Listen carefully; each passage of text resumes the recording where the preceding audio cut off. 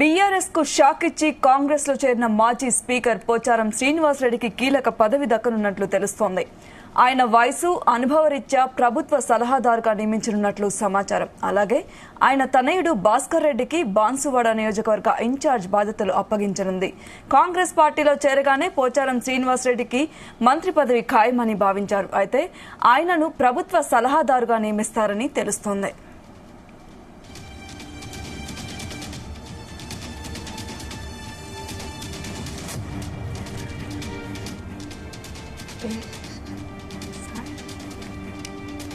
ఇక ఈ అంశంపై మరిన్ని వివరాలు మా ప్రతినిధి సాయన్న అందిస్తారు. సాయన్న, బీఆర్ఎస్ కి షాక్ ఇచ్చి కాంగ్రెస్ లో చేరిన మాజీ స్పీకర్ పోచారం శ్రీనివాసరెడ్డికి కీలక పదవి దక్కనున్నట్లు తెలుస్తోంది. మరి డీటెయిల్స్ ఏంటి? Good afternoon Soumya.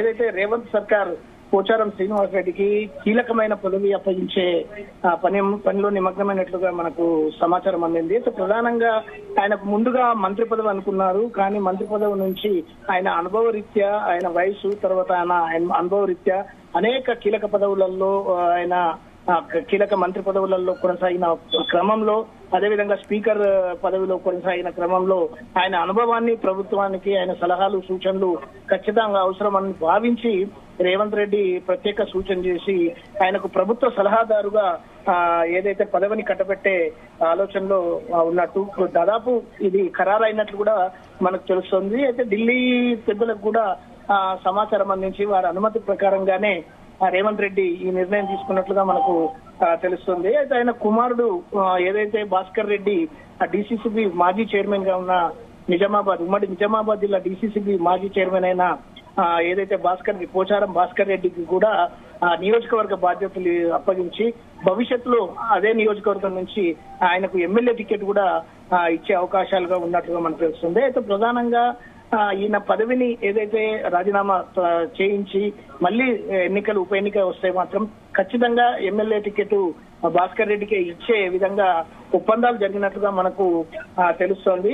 అప్పటి వరకు మాత్రం ఆ నియోజకవర్గ ఇన్ఛార్జ్ బాధ్యతలను పూర్తి స్థాయిలో భాస్కర్ రెడ్డికి అప్పగించే యోచనలో ఉన్నట్టుంది. అయితే ఇంతవరకు కూడా మనకు ఏదైతే మాజీ ఎమ్మెల్యే ఏనుగు రవీందర్ రెడ్డి కాంగ్రెస్ పార్టీ నుంచి ఈ బాన్సువాడ నియోజకవర్గంగా పోటీ చేసి ఓటమి పాలయ్యారు.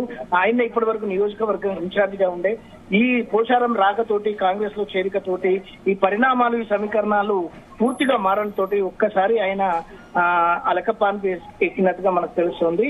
అయితే ఆయన ఏదైతే రవీందర్ రెడ్డి ఈ నియోజకవర్గంలో, బాన్సువాడ నియోజకవర్గంలో బీఆర్ఎస్ పార్టీని పూర్తిగా పతనానికి తీసుకొచ్చే పనిలో ఆయన ఎక్కువగా కష్టపడి పూర్తి స్థాయిలో ఏదైతే పోచారం శ్రీనివాసరెడ్డి గాని, వాళ్ళ తనయులు భాస్కర్ రెడ్డి, అదేవిధంగా సురేందర్ రెడ్డిల ఆధిపత్యాన్ని పూర్తిగా తగ్గించి కాంగ్రెస్ పార్టీకి బలమైన అక్కడ నాయకత్వాన్ని, బలమైన నిర్మాణాన్ని చేసిన క్రమంలో వీళ్ళ రాక అనేది ఒక్కసారి రవీందర్ రెడ్డికి ఇబ్బందికరంగా మారిందనేది మనం చెప్పవచ్చు.